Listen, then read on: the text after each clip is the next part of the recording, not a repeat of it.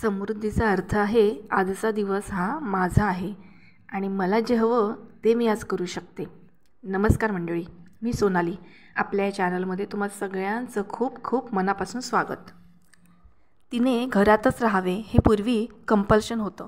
त्यानंतर घर सांभाळून 4 पैसे मिळवावे म्हणजे घराच्या बाहेर पडावं, आर्थिक हातभार लावावा म्हणजे पुरुषावरती येणारा आर्थिक बोजा कमी करावा किंवा हेल्प करावी.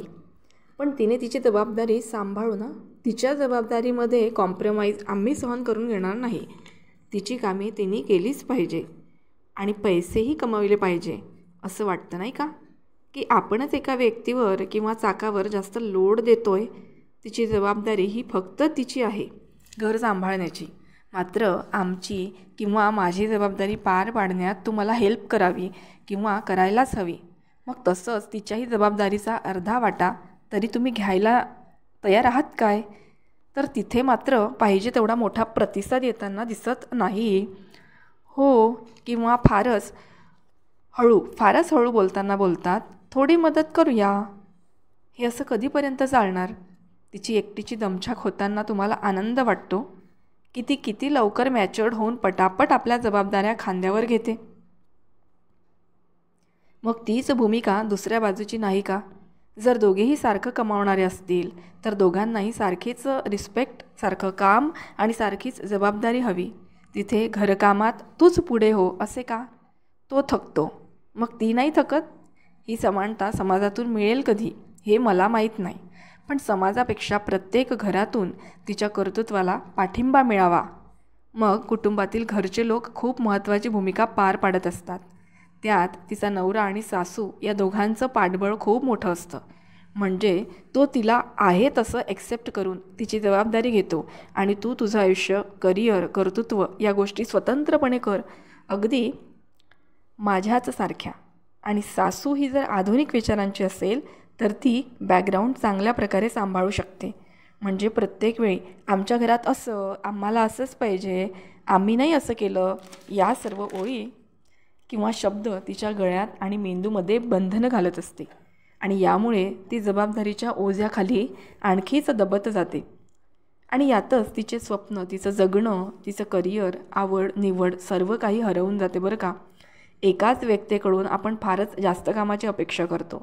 परिणामी ती जी सुरुवातीला असणारी डोळ्यामध्ये स्वप्न घेऊन जगणारी ती हळूहळू गायब होऊन जाते आणि फक्त रोबोटप्रमाणे काम करणारी ती आपल्याला दिसत असते. वरून घरातील लोक आणि समाज तिला सारखा एकच प्रश्न विचारतात, तू घरीच असते, घरी राहून काय करतेस? ती काय करते आणि यापूर्वी काय करत होती? पण इतरांच्या ही गोष्ट लक्षातच येत नाही की तिच्या पाठीवरचं ओझं हे वाढतच जात आहे आणि आपण मात्र निश्चिंत होत आहोत. नव्याने आलेली प्रत्येक जबाबदारी, कामे स्वीकारायला ती सदैव तयार असते. त्यामुळे तिची स्पीड कमी होते बौद्धिकदृष्ट्या आणि असं करता करता एक दिवस ती फक्त जबाबदारीच्या ओझे घेऊन सैराभैरा होऊन उभी असते. येता जाता घरातील प्रत्येक व्यक्ती तिच्या हातात ओझं देऊन पटकन आणि सहज हलके होतात आणि वर म्हणतात, अगं तू थांबलीस का? स्पीड वाढव, आम्ही बघ कसे भरभर चालतो. पण हे बोलताना त्यांच्या ही गोष्ट लक्षातही येत नाही की तिच्याकडे ओझं आहे आणि आपल्याकडे ते नाही. मग तुलना कशी करता येईल? तर हे सर्व थांबलं पाहिजे आणि यासाठी महिलांनी स्वतः पुढाकार घ्यायला हवा. अन्यथा इतर कोणीही तुम्हाला म्हणणार नाही, दे ते काम, तू काही महिने विश्राम कर. यासाठी आपण कामाची वाटणी करायला हवी. घरात कामासाठी मदत घ्यायला हवी. घरातील सर्व कामे करणे हे फक्त माझंच कर्तव्य आहे हा अट्टाहास बाजूला ठेवायला हवा. घरात गरजेनुसार मेड हवी आणि प्रत्येकाला त्याची वैयक्तिक कामं वाटून द्यायला हवी. जसे की ताट वाढून घेणे, स्वतः पाणी घेऊन पिणे, ओले टॉवेल वाळत घालणे, आपल्या वस्तू सुव्यवस्थित ठिकाणी ठेवणे, त्याच वस्तू आवश्यकता असल्यास आपणच घेणे. म्हणजे मला हे शोधून दे गं असं आणखी नवीन काम आपल्याला कोणी लावणार नाही. गप्पा मारताना भाज्या निवडण्यासाठी आपण घरातील व्यक्तींची हेल्प घेऊ शकतो. योग्य प्रकारे घरात नियम घालून दिल्यास एक शिस्तबद्ध पद्धतीने घरातील कामे पार पडतात आणि मग प्रश्न पडतो की या उरलेल्या वेळेचं करायचं तरी काय? तर डोळ्यापुढे ध्येय असेल तर हा वेळ सत्कारणी लागेल. अन्यथा टी व्ही बघणे, सोशल मीडियावरती गप्पा, फोनवरती गप्पा बोलणे, अशा गोष्टींमध्ये वेळ निघून जाईल. त्यासाठी वेगळं असं प्लॅनिंग करायची आपल्याला गरजही भासत नाही. ध्येय असणाऱ्या महिला त्या वेळेचा सदुपयोग करून घेतात आणि स्वतःची ग्रोथ करतात. आपल्याला कर्तव्य आणि जबाबदारी पार पाडताना आपल्याप्रती आपली कोणती जबाबदारी व कर्तव्य आहेत याचं भान आयुष्यभर ठेवायला हवं. नाहीतर आपणच आपल्याला दोष देऊ शकणार नाही. आपल्यातील उणीधुणी काढण्यापेक्षा त्यावर सुधारणा करून चांगल्या सवयी लावूया. तूच आहे तुझ्या जीवनाचा शिल्पकार हे वाक्य सतत ध्यानात ठेवून आयुष्य जगायला हवं. काय वाटतं तुम्हाला याबद्दल? महिलांनी खरोखर या गोष्टींवरती विचार करण्यासारखी ही गोष्ट आहे. कारण आपण जर आपल्याला वेळ दिला नाही किंवा आपण जर आपल्याकडे असणाऱ्या वेळेची किंमत केली नाही, आपण फक्त आपली आहे ती ओझ्याची, कर्तव्याची, जबाबदारीची ओझी वाहत राहिलो तर नक्कीच आपण आपल्याला हरवून घेऊ आणि आपल्याला शोधणं मग खूप कठीण होऊन जाईल. म्हणून वेळ आहे तत्पूर्वी आपण सावध होऊया आणि लवकरच आपण आपल्यातल्या स्वत्वाला जागृत ठेवूया. मला काय हवं आहे, मला काय नको आहे, मला कशाची आवड आहे, माझ्यातल्या मीला मी शोधायला हवं आणि हे शोधून मी माझ्यावरती काम करायला हवं. कारण आपण स्वतः एक अशी इन्व्हेस्टमेंट आहोत की जी खूप मोठ्या पटीने आपल्याला मोबदला देत असते. म्हणून आपण स्वतःवरती प्रेम करायला शिकायलाच हवं.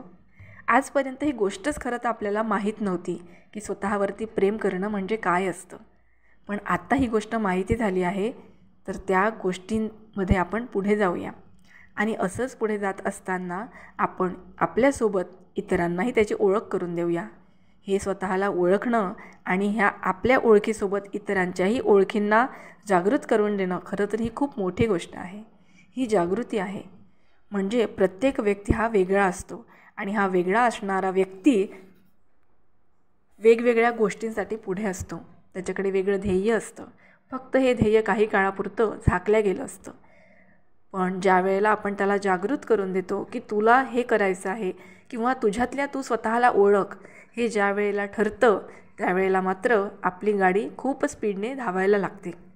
आणि असाच हा जो प्रवास आहे तो आयुष्य आपल्याला खूप सोपं करून टाकतं. कारण आपल्याला जगण्यासाठी एक ध्येय असतं आणि या ध्येयाच्या दिशेने आपण खूप छान प्रकारे वाटचाल करत असतो.